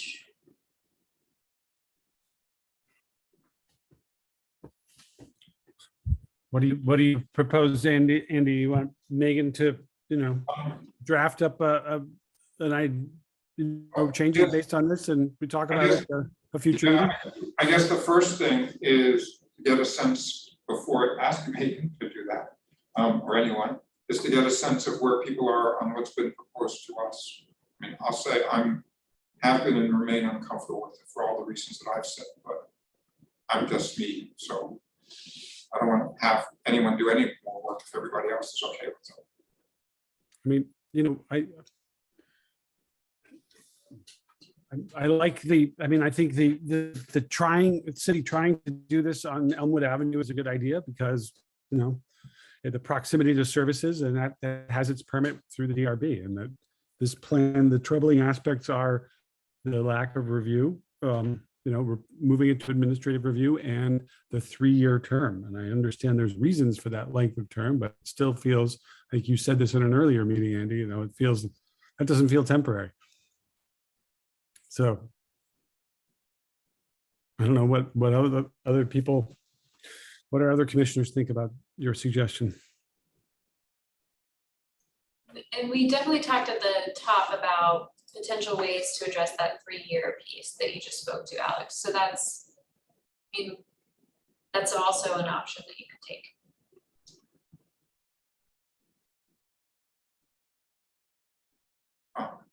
Bryn, do you have any thoughts on this one? And Yves, I don't know if you're still there, but if you have any thoughts. Andy, I think your suggestion is interesting. I like the idea of getting ahead of an emergency and really planning before it happens.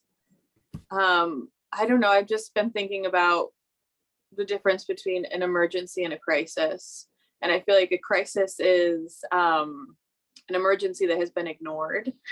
And so our housing crisis right now, part of that being our homeless population, has been an emergency, is an emergency, and we're calling it a crisis now just because it's been with us for so long. And so I'm wondering, with what you've been talking about, like, what would we deem an emergency when we could use those areas that you've been talking about? Sure. I mean, I think like the Elmwood Ave, if there's a need for this and we want the permanent housing, I mean, we have, even here, it has already the permanent facilities provisions. Those can all happen. You go through the process and you could do like what you have at Elmwood Ave and other parts of the city to have more permanent housing available. which I think is something that we're probably planning, is my guess. If not, we probably should be. So that's probably in the works or soon to be in the works. That's something that needs to happen and should be happening. And I think, obviously we have the code to do that already because that's what they just did in Elmwood. This may help that process a little bit for the permanent housing. So my focus, what I'm focusing on, is not so much the permanent housing, because that's something that, as you're saying, needs to be happening. What I'm focusing on is, it's really the emergency that comes up that we say, oh my goodness, we need temporary shelter, right? We need temporary shelter today because people, X number of people are now homeless that weren't yesterday, that we weren't expecting. And so that's where we want to make sure we can accommodate that, but do that accommodation in a thoughtful, orderly way and be prepared for it for when it happens. And that way, you're not having the fight then over what the location is. You're figuring out where the locations for that today. These locations may not be good locations for the permanent housing, but hopefully they're, for a few months at a time or maybe a little bit longer. If it's the middle of winter and, there is that kind of an emergency, people will be really open on where people could stay. If you tell them they get to stay there for 3 years, probably less of them. But people are thoughtful and caring. Yes, I love the seasonal piece as well. I guess just when I think about, people being immediately struck with homelessness from a disaster or some sort of emergency, it takes a really long time to get back on your feet after something like that, after you've lost everything, So I'm wondering, also, what is the timeline? Because it seems like you want it to be relatively short. The timeline could be to accommodate the emergency, I think under those circumstances, there's probably more flexibility, but let's go around. Michael?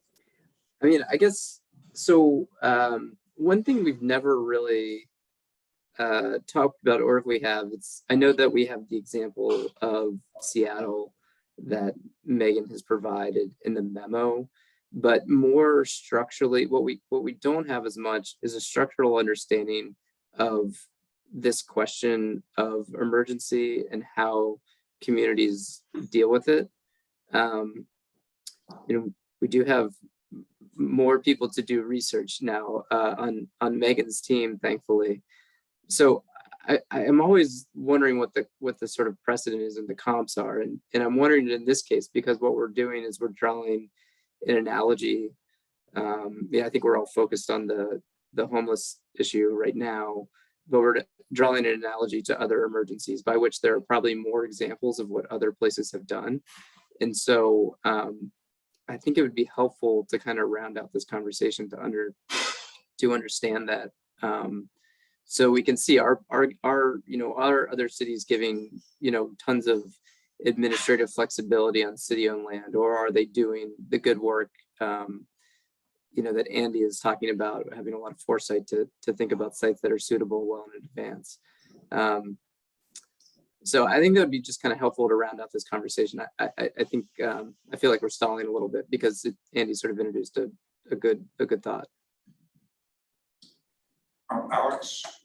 Andy, I just think you're still going to have some kind of provision, an allowance for a site that is undesignated, in the event you have an emergency.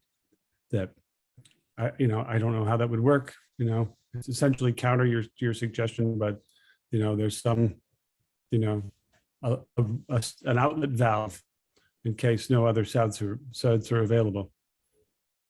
I think you're probably right. That's like the third tier place to go. If all else, if you can't do, A, B, or C, and you have this emergency going on and you need housing, people need housing. That's where I live, the third tier. Yeah.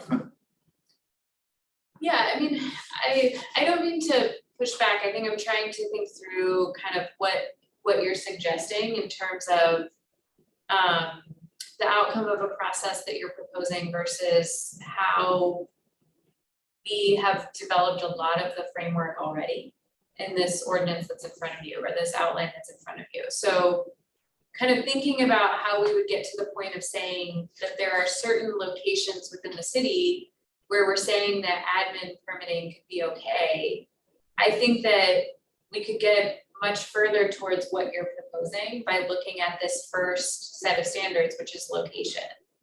So, you know, we've said right now that these interim facilities that could benefit from the administrative process could happen within many of the zoning districts on property that's owned by the city or in collaboration with the city. And I think in past discussions, I've heard the suggestion to say, you know, not on private property, that maybe this could be further limited to just city-owned property. And I think that could very quickly then lead to the creation of a map for transparency purposes that says, within these specific zoning districts, here are the city-owned sites, and these are the places that we're talking about. And it would be much more streamlined, it would be a much narrower scope, and would provide some of that transparency of saying, these are the places where it could be okay to have this more streamlined process of approving a permit. I think the other piece that I've heard is just about the duration of permitting. I think you guys could easily propose to make changes like duration for only 1 year, or duration only seasonal, you know, something like up to 6 months out of a year, that would then kind of further narrow it. We talk in here about sites that have to have a minimum area of 5,000 square feet. We have limits on the number of people who could stay in these facilities. And then we have this sort of like streamlined process for notification at the time of deployment. So I think that we've started to build a lot of the structure in here that Andy is suggesting through this more of like a planning-esque process. I still have some reservations that maybe I'm having a little trouble putting my finger on about actually then taking specific properties and asking the DRB to pre-approve them, because I still think that some things could be situational. And so the goal here has really been about just providing a process that could allow those to then be rapidly deployed within this framework. Whether it's responsive to a fire or, you know, some other kind of disaster, or even seasonal shelter for people who are chronically experiencing homelessness. But there's just kind of some basic parameters that it can operate within. So I think I understand the point you're making about connecting it to planning, and I really do come back to, I think that's where we've been trying to go with this. And I think we could get pretty far towards what you're suggesting with a few tweaks to what's here. I actually don't think what I'm suggesting is far off of what's here. It's just some tweaks that as I said, if the for me, you know, again, I don't know where everybody else is on this, but for me, if the available sites is really narrowed down and tightly defined, so you know what it is ahead of time, then we could look, you know, we and the city council who ultimately approves this could look at it and say, yeah, these are fine. And that's that could go one, you know, a different process. If it's, again, if the number of sites is just pretty much anywhere in the city, that's a different process that concerns me. You know, that where I get concerned and would want to have a different kind of, the more sites, the more review of the process I want of which site gets chosen. At some level, at some point in the process, there needs to be I think a good review of what the sites are, whether that review is early on or later. But I don't think we could just say any site goes and just choose it when you're ready to choose it without any real review. The review has to happen somewhere, either early on or later on. If we want the whole city to be available as a prospective area anywhere in the city, then I think the way I was just outlining, having a review ahead of time, tell us the location, let the DRB do its process, get your site. That's that way. If we narrow it down just to 5 different locations in the city are identified in this code, in this ordinance, in the zoning, well then that can be done ahead of time. So I think, and that's my view, because we'll know what it is. I don't know if you could do that. Yeah, and I mean, as part of this process, sorry, Andy, I didn't. Oh, no, go ahead. As part of this process, it would kind of be nice to build the argument, I think, in terms of what those sites look like. So some site selection process. So you need, for example, you need a paved lot because it's easier to construct X, or you need utilities, you know, planning sort of as you suggest, so that when we, you know, incorporate this into some site selection criteria, we've really built an argument as to why these are the right places, rather than just you know, and then there's a reason why these are the places, which I think is a more compelling discussion when you get to that public input process, which I don't know that we've thought about necessarily. Like what are the criteria? I mean, I think we thought about this in terms of the campground at North Beach, but I don't think for other potential places, we really thought about what site selection criteria look like that make a lot of sense.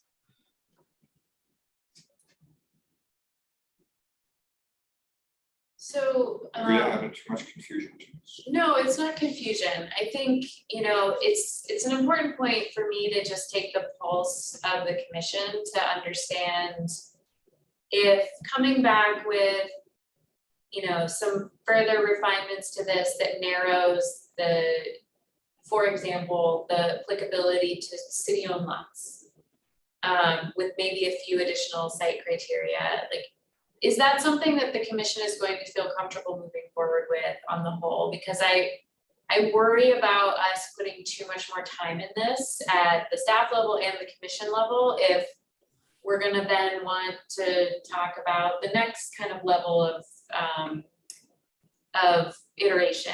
I think I'm hearing from some people maybe some openness to this idea, but I'm unsure if it's really got legs as a concept to move forward. So it'd be really helpful for me to know what are the like must-haves, and if they cannot be achieved, I think it'll be important for us as a staff to know that.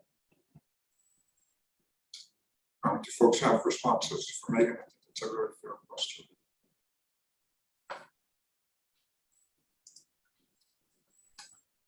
For me, if you get if you have the temporary nature of what we discussed with either seasonality, a tie to a FEMA declared emergency or disaster, I guess it's a FEMA declaration of a disaster, or an emergency declaration by the governor, as was the case with COVID.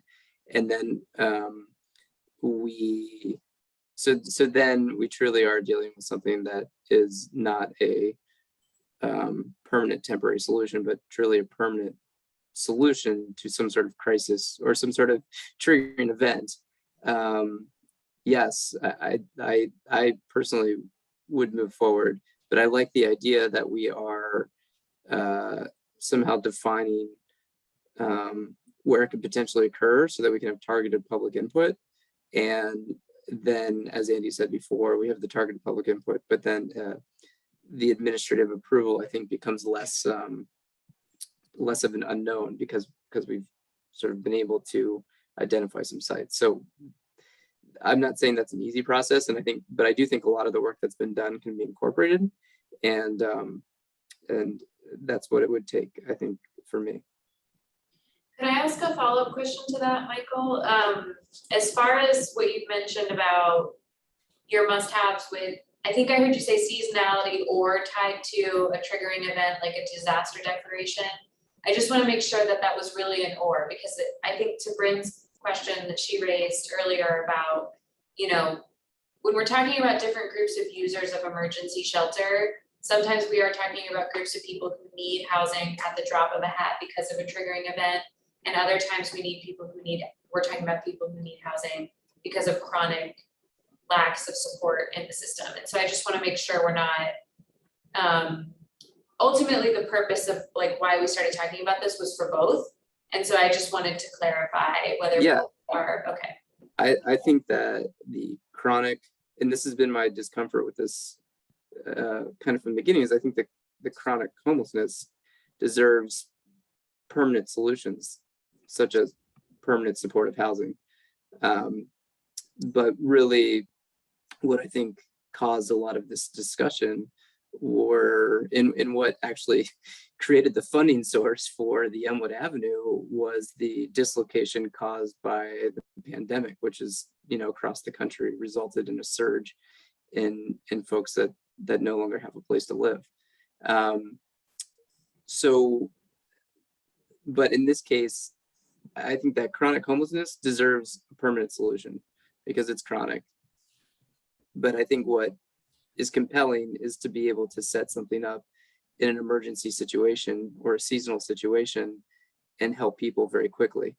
But we still, I think, need to respect the desire that we heard at the public hearing about the need for public input. Thank you. Alex? I don't think seasonality would work, not in a place where winter lasts an awfully long time. I think we'd have a shorter time limit than, 3 years. I mean, I know it's 1 year renewable up to 3, a shorter time limit. And I don't think that, I think tying it to a declaration by FEMA or the governor is too restrictive. That's where I am. Brent? I guess I don't know enough about the city's long-term plans for the chronic homelessness issue. Like, is us working on this part of their solution to create temporary solutions while they are working on long-term solutions? Because then we would want to make sure that this is included in the chronic homelessness issue as well in our city. I think the short answer to that, Brent, is yes. At least remember Brian Pines mentioning that a meeting a couple of months ago that they're trying a whole bunch of different, saying we're throwing everything we have at this problem, and this is one of those aspects. Sorry, I know my name's not Megan. No, I think that's exactly what I was going to say. I mean, really this gap in our ordinances was uncovered by the attempt at the city to help roll out a temporary solution that is one step along the process of these longer term solutions we're trying to deploy. So I think the bigger picture answer is yes. Specifically within the housing action plan that was announced back in December, of that larger housing target, there's a percentage of that goal that is for permanently affordable housing and a percentage of that goal that is for permanent housing for people who have been experiencing homelessness. So we're trying to tackle it on multiple fronts, but ultimately those permanent solutions do take time to develop, especially in our current market. So just trying to build kind of a ladder of opportunity within that system. So with this, we're trying to think about future disasters and also support the chronic homelessness solution in Burlington. I feel like that's important to note if that is true. Exactly. And that's why I was kind of asking that clarifying question to Michael, which is like, if we write this in such a way where it has to be like the housing only becomes accessible by some triggering event, I think it misses our ability to deploy this potentially towards our chronic homelessness challenges. So On that one though, we have the permanent facilities provision. Isn't the permanent facilities provision the one that would deal with the ongoing chronic homelessness issue, while the interim emergency one is the one that deals with, the seasonal, the declaration of an emergency, a fire that puts out 50 people out of their home. yeah, I think That's the distinction. So both are happening. Just the process for one or the other is different. right. And to clarify, I think when I say this would miss the opportunity to address the chronic, I just mean like when we experience surges in people needing those resources, even if and as we deploy more kind of long-standing permanent emergency shelters, we have seen over time that given fluctuations in the population that needs them, sometimes we need to surge our supply to meet the demand. So that's really what I meant by that. Michael? Yeah, I just kind of a point of clarification. I mean, I think what is essential to this discussion is that the case study of the Elmwood Avenue development. And I don't want to say I'm not supportive of, solutions that relatively quickly address chronic homelessness other than building permanent supportive housing. I think that is the answer, and that's what really we should focus on as a city, is permanent supportive housing. But at the same time, if we do need to do something that is somewhat more temporary, there is a process in place by which that can occur that has proven itself out on Elmwood Avenue. So that's why I'm not, as focused on that with this particular ordinance. I think it really can address these triggering events where you need to help folks really quickly. Sorry, I just got a message from Eves. I didn't realize he had left and come back, so we're trying to get it back in right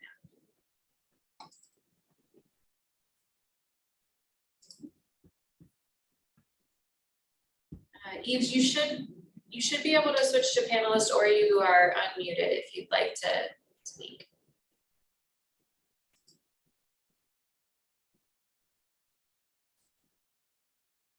Eves, are you there?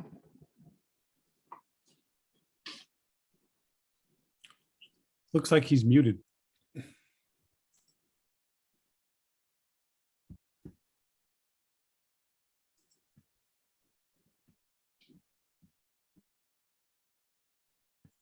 Okay, well, I've let him know that he has the opportunity to speak if he would like to weigh in, so I'm not sure what's going on. Anybody else have anything to add? Maybe you have any more questions? Any more thoughts from us? About us muddling? I mean, I think I have a couple different reactions, though I'm not entirely sure that everyone's on the same page about how we move forward. I can give it some thought and come back to you with whether moving forward at this point would provide any kind of meaningful difference from what we've been talking about and any meaningful difference from what we already have in place. And I think ultimately if we can provide some recommendations that address some of your must-haves for this, then we could talk about it further. And if we're not entirely certain how we can provide something of value that addresses your concerns and provides truly a different kind of opportunity, then we'll probably come back to you with a recommendation that we conclude this discussion. So, I'd say, no, I don't think we're ready to conclude this. okay. So you do a really good job of being creative with this. So I'd suggest, if you can, take what we've talked about, see what you can do with it, and see if there's a proposal you can come back, or suggestions, even if you don't want to do the full fleshing out of it, but just come back with, here are some approaches that we can take that seem like the best fit to, or some of the better fits for what our discussion was. Okay. And just go from there. All right. Yeah. I mean, we'll give it some thought and see if we can come up with a path forward. So, okay. Thanks. Anyone else before we cut this? Move on. All right. Thank you. Thanks, everyone. So we'll close this item out. We're on to commissioner items. Next meeting is July 12th. Anyone else? I did on the note about when your next meeting will be happening. So we have July 12th and then I think July 26th. I know we don't have everybody here, but does anybody that's here have any issue with attendance for either of those meetings? I know we're into the time of year where there are often vacations and other reasons for being away. No. Just want to make sure we'll have quorum because we will be starting to get into. I'll be here. You'll be here for both? Okay, thank you. Yep. We'll be starting to get into our discussions of Trinity campus at the South End, so just want to make sure that we have, we'll have quorum. Okay, great. did you want to, I think we also talked about having those meetings be virtual. In the summer, that actually is easier, Yeah, unless there's a reason to be in person. okay. It's kind of nice being in person, by the way, so. Michael was thinking about coming, I yeah. really wanted to meet all the new staff, so I was planning to be there, but got a little mixed up. It was a good thing I missed my emails. Yeah, Andy didn't know that nobody, or that only one other person was coming, so. All right, All right, and then we're on to minutes communications. Is there a motion to approve the minutes and accept communications? Andy, Yes, I would like to approve the minutes and accept the communications with a note that there is a communication from a gentleman who's a PhD student at UVM Complex Systems, where he talks about his proposal to increase the number of dwelling units per acre within a half-mile radius of UVM to 150 dwelling units per acre. He says, he called it a modest proposal. So I think he's pulling a Jonathan Swift there. Motion to approve the minutes and accept the communications. a motion by Alex, seconded by Bryn. Any further discussion? All those in favor of the motion, say aye. Raise your hand. Aye. Any opposed? We have our minutes and communications. We have a motion to adjourn. Motion by, so there's a cut that, I have a tradition of motions to adjourn. I don't know if anybody knows my tradition, but, so is there a motion to adjourn? I move that we adjourn, Andy. Nope. Is there a motion to adjourn? Yes, Bryn, motion to adjourn. Thank you. I make a for- motion, I make Thank a you. motion to adjourn. Thank you for all your help at our meetings, Bryn. Really appreciated your service. Thank you. Thank you for all the work that everybody does. Thanks, Andy. Motion by Bryn, seconded by Alex. All those in favor of adjournment, say aye. Aye. We stand adjourned. Thanks all. Thanks, Bryn. thank you all. Thanks. Thanks, everyone. Bye.